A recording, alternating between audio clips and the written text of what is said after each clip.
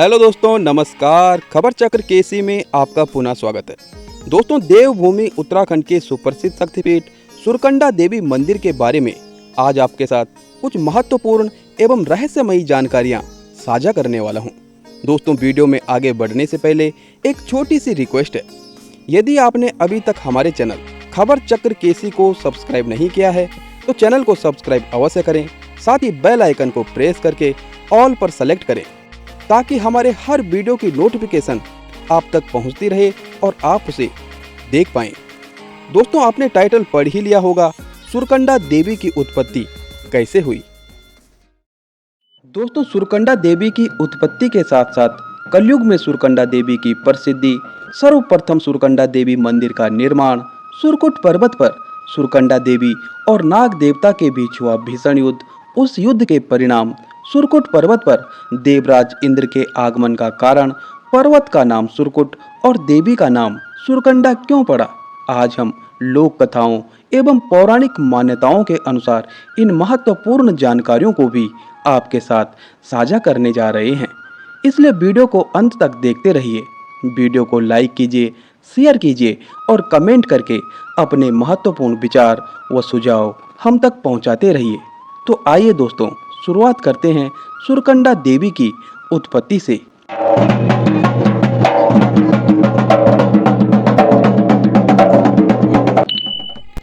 दोस्तों, पौराणिक कथाओं एवं लोक मान्यताओं के अनुसार सतयुग में ब्रह्मा के मानस पुत्रों में से एक प्रजापति राजा दक्ष के द्वारा कनखल में एक यज्ञ का आयोजन किया गया था। उस यज्ञ में ब्रह्मा विष्णु समेत समस्त देवताओं व ऋषि मुनियों को भी आमंत्रित किया गया था, किंतु भगवान शंकर को उस यज्ञ में आने का निमंत्रण नहीं दिया गया, क्योंकि उस यज्ञ के आयोजन का उद्देश्य ही भगवान शंकर की गरिमा को गिराना, उन्हें अपमानित करना व उन्हें नीचा दिखाना था।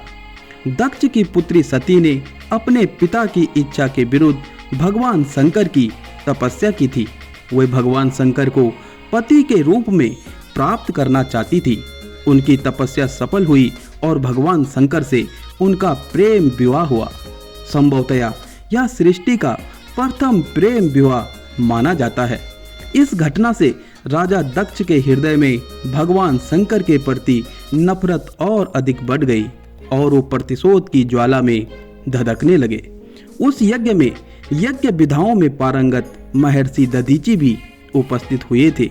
ये वही दधीचि थे जिन्होंने बुरी शक्तियों के विनाश व जगत कल्याण के लिए अपनी अस्थियां भी दान में दे दी थी।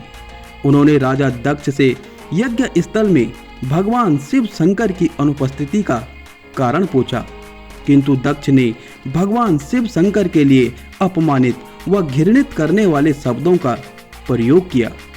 दधीचि राजा दक्ष को समझाने में असफल रहे और क्रोधित होकर अंततः यज्ञ स्थल को छोड़कर चले गए। वहीं दूसरी ओर कैलाश में भगवान शंकर व देवी सती को कनखल में आयोजित यज्ञ की सूचना मिली। माता सती ने भगवान शंकर से यज्ञ में चलने का आग्रह किया। भगवान शंकर ने कहा, बिना बुलावे का जाना अनुचित होता है। माता सती बोली, वो तो हमारा अपना घर है, बुलावे की क्या आवश्यकता है, कम से कम मुझे तो जाने दीजिए। भगवान शंकर सती के मन को पढ़ चुके थे।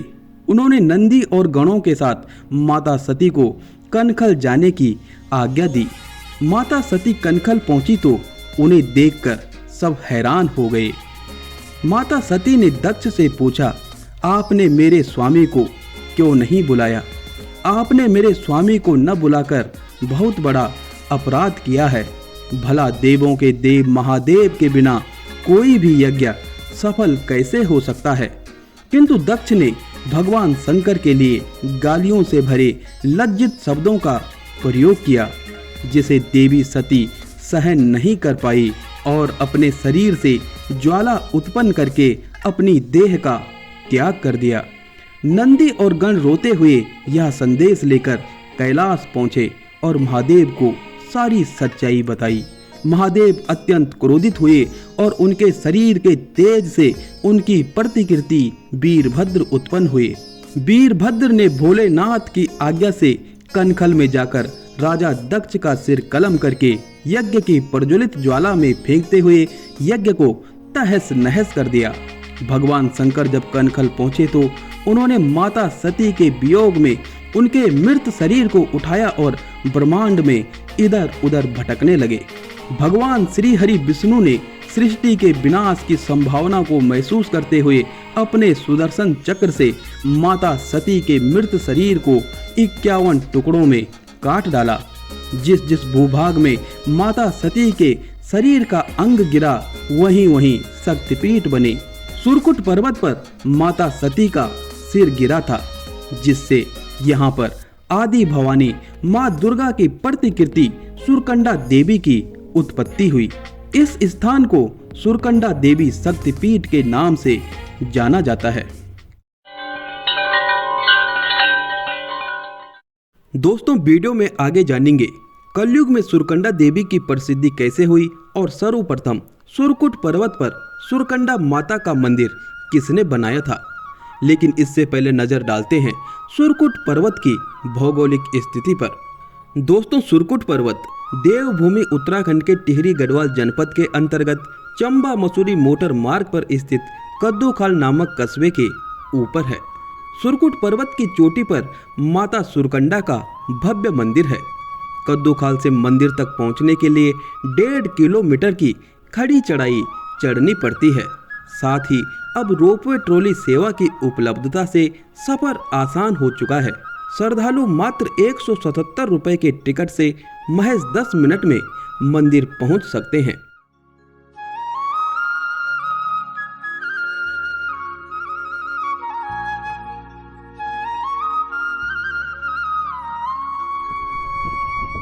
सुरकुट पर्वत बेहद आकर्षक है।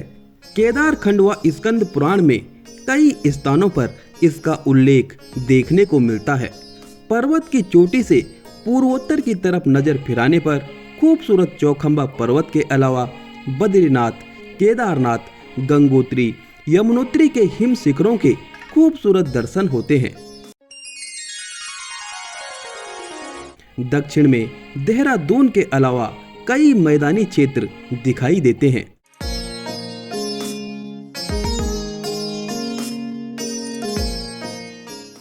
पूर्वोत्तर के खूबसूरत हिम शिखरों के अलावा चारों तरफ के हरे भरे ऊंचे नीचे पहाड़ एवं जैविक साग सब्जियों की उत्पादक गहरी घाटियां प्रकृति के सर्वोच्च श्रृंगार के दर्शन कराती हैं। यहाँ पर अप्रैल के महीने में खिलने वाला बुरांस का फूल बेहद खूबसूरत एवं मनमोहक होता है। बुरांस के फूलों का जूस व आसपास के सेब के बागीचे मानो समग्र विश्व में पहाड़ों की मिठास को घोलने में लगे रहते हैं। 9,995 फीट यानी 2775 मीटर की ऊंचाई वाले सुरकुट पर्वत पर प्रतिवर्ष नवंबर से फरवरी तक होने वाली बर्फबारी पर्यटकों के लिए आकर्षण का केंद्र बनी रहती है। उत्तराखंड पर्यटन एवं तीर्थाटन की दृष्टि से सुरकुट पर्वत का समस्त क्षेत्र काफी महत्वपूर्ण है। इसके अंतर्गत चंबा मसूरी फलपट्टी का एडवेंचर, यहाँ का खूबसूरत नेचर समग्र विश्व में आकर्षण का केंद्र बना हुआ है।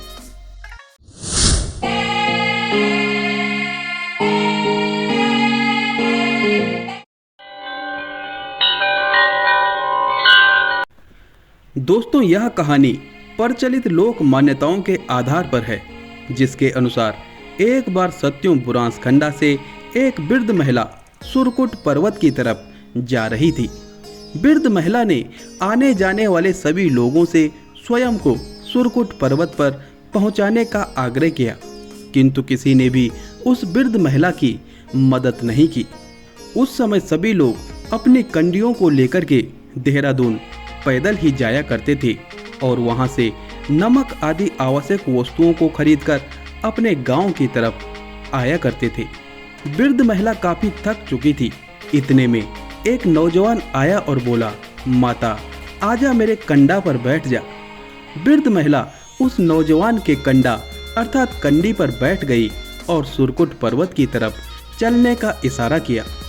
नौजवान ने वृद्ध महिला से पूछा, माता आपका गांव कहाँ है? वृद्ध महिला ने जवाब दिया, बेटा मेरा गांव सुरकुट पर्वत की चोटी पर है, तो मुझे वहीं पर छोड़ देना। कुछ देर बाद वह नौजवान उस वृद्ध महिला को लेकर सुरकुट पर्वत की चोटी पर पहुंचा और बड़े आराम से उस वृद्ध महिला को नीचे उतारा। इतने में उस वृद्ध महिला ने देवी का रूप धारण किया और नौजवान से कहा, बेटा डर मत, मैं देवी हूँ।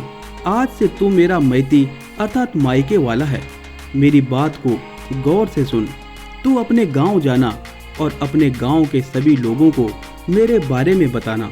तुम सभी लोग गंगा दशहरे के दिन यहाँ पर आना, मेरा मंदिर बनाना और मेरी पूजा अर्चना करना। नौजवान ने देवी से कहा, माता ऐसा ही होगा। उस नौजवान का नाम आनंद सिंह जरदारी था। वह अपने गांव गया और कंडा वाली माता के बारे में सभी को बताया।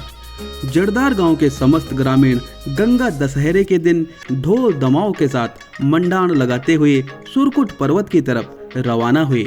सुरकुट पर्वत की चोटी पर पहुंचकर आनंद सिंह जरदारी की अगुवाई में सुरकंडा देवी का मंदिर बनाया गया।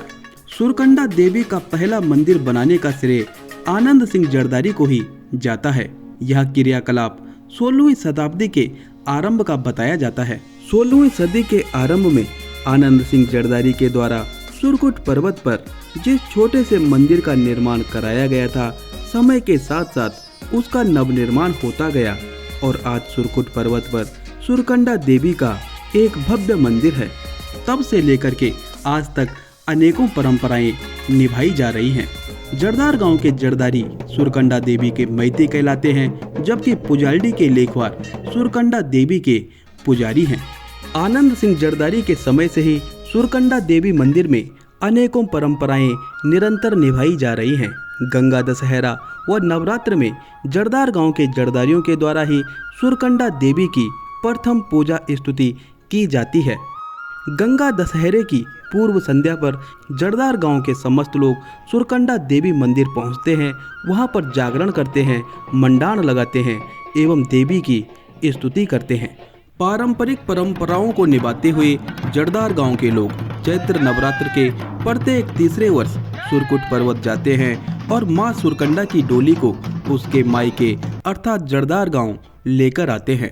जरदार गांव में मां सुरकंडा के नाम की हरियाली डाली जाती है। पूरे विधि विधान से पूजा अर्चना की जाती है एवं अंतिम दिन मां सुरकंडा की डोली को कलियों के साथ नम आंखों से सुरकुट पर्वत के लिए विदा किया जाता है। सभी के छलकते हुए आंखों का दृश्य देखने लायक होता है। यह दृश्य हृदय में ममता और आस्था की करुणा को घोल देता है। लोक मान्यताओं के अनुसार एक बार सुरकुट पर्वत पर नाग देवता का वास था।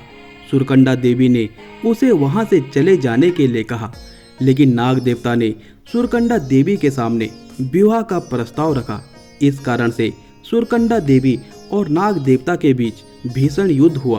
अंततः सुरकंडा देवी ने नाग देवता पर वज्र से वार किया, जिस कारण से नाग देवता की गर्दन टेढ़ी हो गई थी। वज्र के प्रहार से बने गहरे खड्डे आज भी वहां पर मौजूद हैं। इस युद्ध के बाद नाग देवता जौनपुर के बैठ गांव व नाग टिबा की तरफ प्रस्थान कर चुके थे। मंदिर से कुछ दूरी पर इंद्र गुफा है। मान्यता है कि देवराज इंद्र ने स्वर्ग के खोए हुए साम्राज्य को वापस पाने के लिए यहाँ आकर देवी की तपस्या की थी। देवराज इंद्र को सुर अथवा सुरेश भी कहा जाता है। मान्यता है कि देवराज इंद्र के लिए यह पर्वत किसी किले अथवा कुट के समान सुरक्षित था। इसी कारण से इस स्थान का नाम देव किला अर्थात सुरकुट पड़ा, जो आज समग्र विश्व में सुरकुट पर्वत के नाम से प्रसिद्ध है। दोस्तों, पौराणिक कथाओं एवं लोक मान्यताओं के अनुसार माता सती का सिर इस स्थान पर पड़ा था, इसलिए उनके सिर से उत्पन्न शक्ति का नाम ही सुरकंडा पड़ा। कुछ लोगों का मानना है कि आनंद सिंह जरदारी ने देवी को अपने कंडा पर बिठाकर सुरकुट पर्वत पहुंचाया था, जिसके बाद उन्हें कंडा वाली देवी और कंडा वाली माता ही कहा जाने लगा। सुरकुट निवासिनी होने के कारण धीरे धीरे उन्हें सुरकंडा कहा जाने लगा और देवी का नाम सुरकंडा पड़ गया। दोस्तों, वीडियो में दी गई तमाम जानकारियाँ कुछ लोक कथाओं एवं पौराणिक मान्यताओं के आधार पर हैं। यदि इसमें किसी भी प्रकार की त्रुटि होती है तो उसके लिए हम क्षमा चाहते हैं। दोस्तों, सुरकंडा देवी शक्तिपीठ में पूरे वर्ष भर श्रद्धालु भारी मात्रा में पहुंचते हैं। जो गंगा दशहरे और नवरात्र के विशेष अवसरों पर श्रद्धालुओं की संख्या यहाँ पे और अधिक देखने को मिलती है। यहाँ का तमाम जो क्षेत्र है वो ठंडा है और आप जब कभी भी यहाँ पर आएँ तो अपने साथ कुछ गर्म कपड़े अवश्य लेकर के आएँ। दोस्तों, आप यहाँ बड़ी आसानी से पहुँच सकते हैं। सबसे नज़दीक का जो एयरपोर्ट है वो जॉली ग्रांट एयरपोर्ट है। देहरादून ऋषिकेश तक आप ट्रेन पे भी आ सकते हैं और वहाँ से आप बस के माध्यम से, ट्रैकर के माध्यम से चंबा या मसूरी पहुँचकर वहाँ से बड़ी आसानी से कद्दूखाल पहुंच सकते हैं और कद्दूखाल के ऊपर ही सुरकंडा देवी का मंदिर है।